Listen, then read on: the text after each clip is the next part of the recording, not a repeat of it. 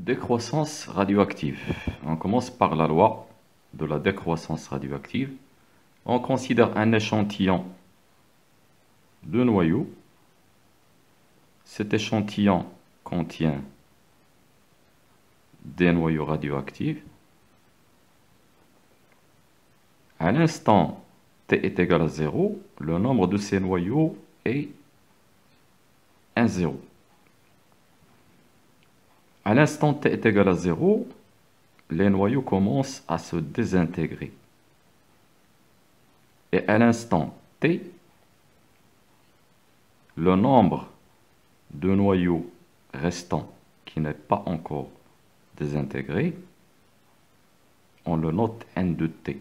C'est un nombre qui diminue avec le temps et obéit à la loi suivante qu'on appelle la loi de décroissance radioactive. N est égal à 1, 0 exponentielle moins lambda t. Dans cette expression, n de t est le nombre de noyaux à l'instant t, le nombre de noyaux restants qui n'est pas encore désintégré. N0, le nombre initial, c'est-à-dire le nombre de noyaux à t est égal à 0. Lambda, c'est une constante qui s'appelle la constante radioactive. Constante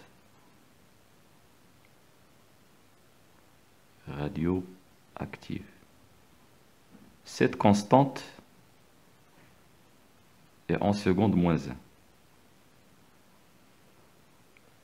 Cette unité, on peut la démontrer facilement. N de t est un nombre sans unité. Cela veut dire que l'exponentielle moins lambda t doit être sans unité. Ça veut dire que lambda t est sans unité. Pour que lambda t soit sans unité, puisque t est en seconde, lambda doit être en seconde moins 1.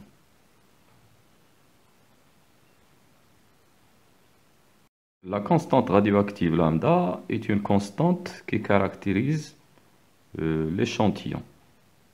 Donc il dépend de la nature de cet échantillon.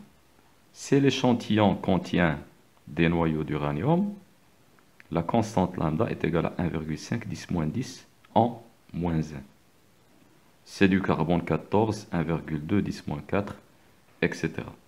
Donc ça dépend de la nature de l'échantillon. N de t est une fonction décroissante.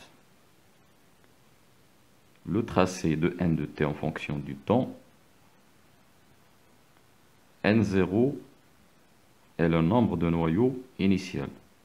Et avec le temps, n de t tend vers 0.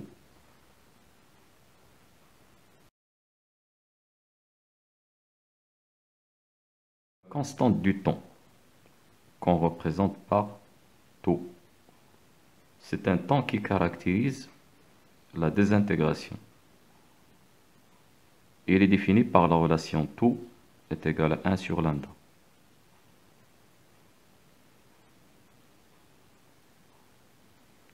Lambda en seconde moins 1, tau, c'est un temps. Il est en seconde dans le système international. Pour déterminer la constante du temps tau, on peut utiliser plusieurs méthodes. La première méthode, c'est de la calculer directement à partir de la relation tau est égal à 1 sur lambda. La deuxième méthode, c'est de tracer la tangente à la courbe à t est égal à 0. Cette tangente coupe l'axe des ordonnées en tau. Donc la valeur de tau, c'est le point de rencontre de l'axe des temps avec la tangente à t est égal à 0. La troisième méthode, c'est de calculer n de tau. N de tau est égal à 1, 0 exponentielle moins lambda, je remplace t par tau, égal à 1, 0 exponentielle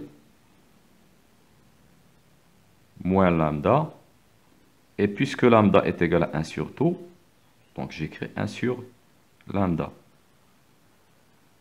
égale à 1, 0, exponentielle moins 1 égale l'exponentielle moins 1, en utilisant la calculatrice, on trouve une valeur de 0,37. Donc n de tau est égal à 0,37 n0. Donc on peut utiliser ce résultat pour déterminer graphiquement tau. Donc n de tau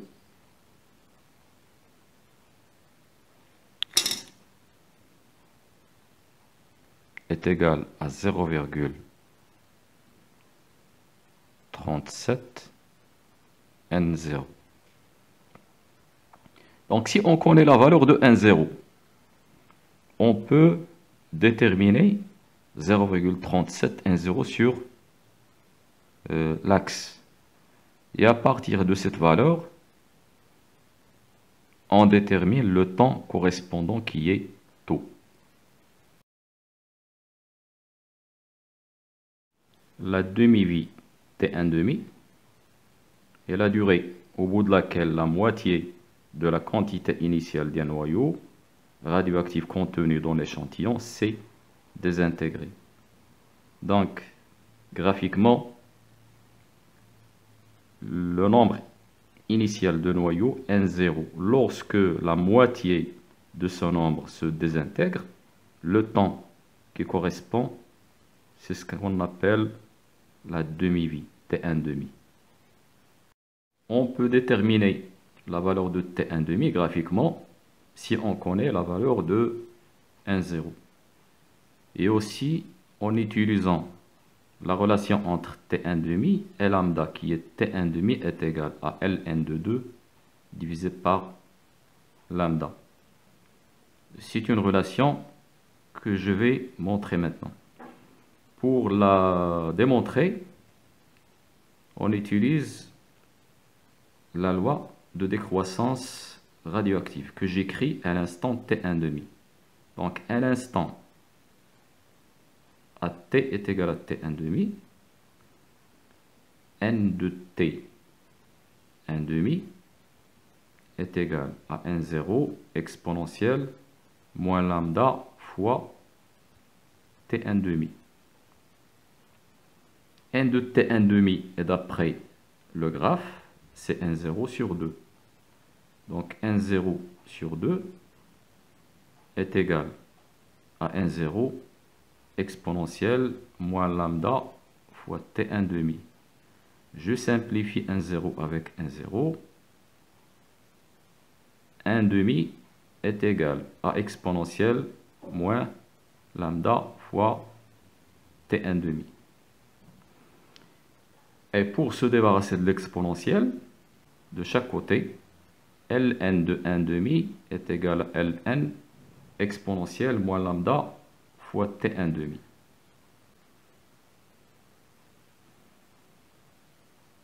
ln de 1,5, c'est L moins ln de 2, égale moins lambda fois T1,5. Le moins avec le moins, ça donne plus.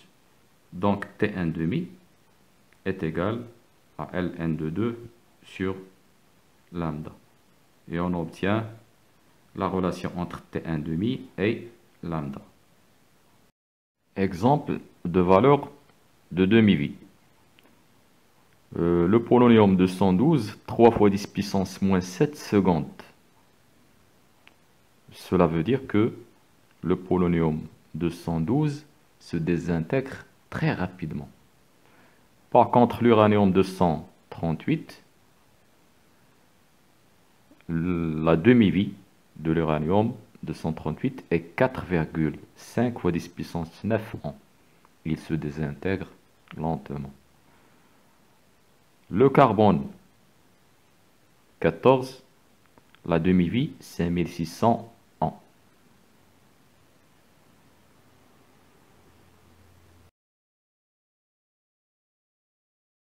l'activité d'un échantillon radioactif est par définition le nombre de désintégrations qu'il produit par seconde.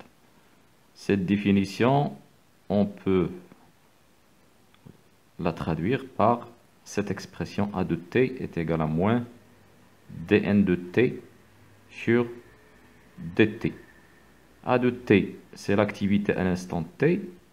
dN de T sur dt, c'est la dérivée de N de T qui est une fonction N en fonction du temps par rapport au temps. Et on ajoute le moins car N de T, le nombre de noyaux qui ne sont pas encore désintégrés, diminue avec le temps. C'est une fonction qui est décroissante pour avoir une valeur de l'activité qui est positive. L'unité de A est le becquerel. Becquerel. L'expression de A de T maintenant. Donc, l'expression de A de T, on utilise l'expression de N de T. A de T est égal à moins la dérivée de N, c'est-à-dire N qui est égal à N0 exponentielle moins lambda de T, c'est sa dérivée par rapport au temps, est égal moins N0, N0 c'est une constante bien sûr, la dérivée de l'exponentielle moins lambda de T